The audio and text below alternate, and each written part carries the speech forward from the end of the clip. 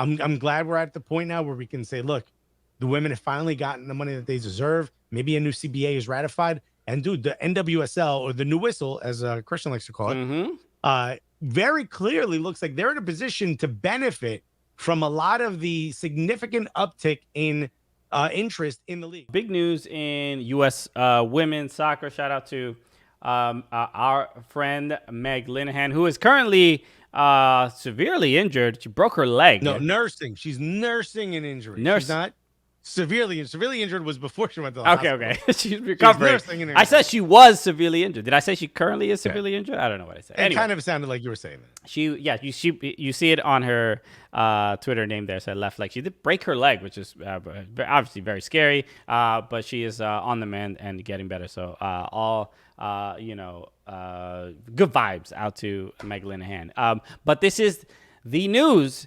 The U.S. Women's National Team and and U.S. Soccer have settled and the equal pay lawsuit appeal. Players will receive $22 million contingent upon new CBA deal being ratified.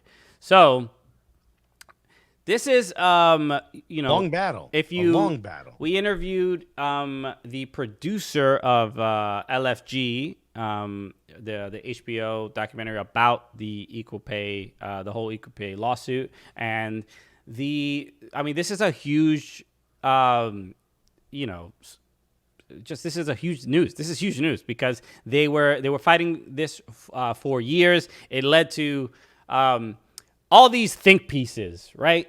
All these think pieces about like why these women don't deserve this money and blah, also blah. Like YouTube lawyers. Were Everybody had an opinion on this stuff. It is ridiculous. So essentially, the U.S. Soccer and it led to Carlos Cordero resigning because of the legal argument they were making about like the women are essentially like inferior physically and blah blah blah.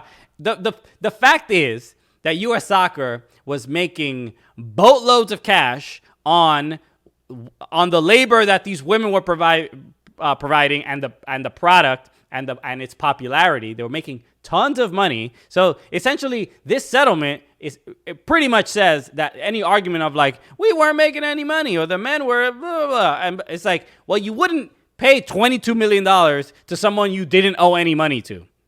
I think it's an admission that yes, we did underpay you because we were making so much money off what you guys were doing. So, and look, at the end of the day, here's what a credit I do want to give U.S. Soccer because Parlay Cone, what's her name? Cindy Parlow Cone.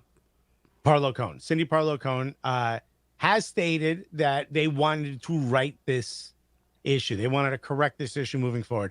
She obviously didn't say anything that was like legally binding, but she said they wanted to fix it. And I think this is it, right? The way the lawsuit was handled previously is I think we all agree messed up. That said, the legal strategy of like, all right, look, we're going to look bad up front, but we won't lose the case, but then we can settle in the end and look like we made full agreement is essentially what happened.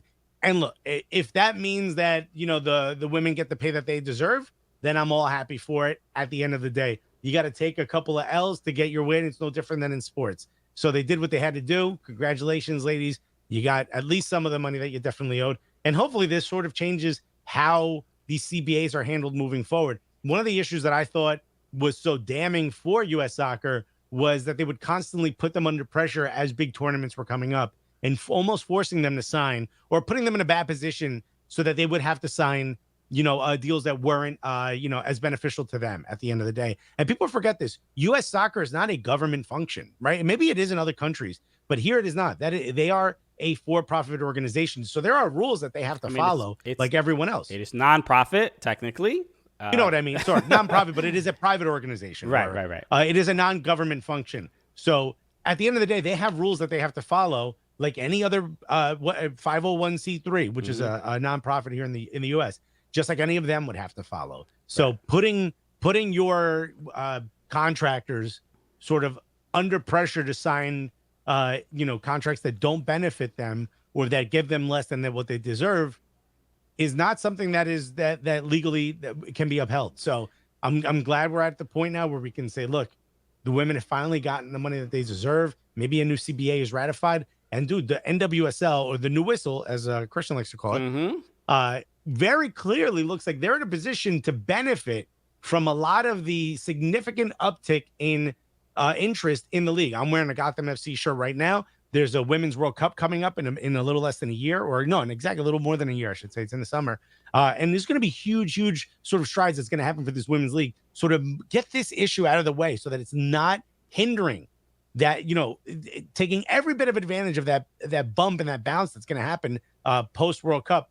Absolute huge. Right. So shouts to women's soccer and shouts to the next level of players on the women's national team, because we're seeing some massive stars, including Trinity Rodman, who signed that $1.1 million deal. Only the beginning. Yeah. Andrew Johnson said, I worry this will cost Cindy the election. That's interesting that,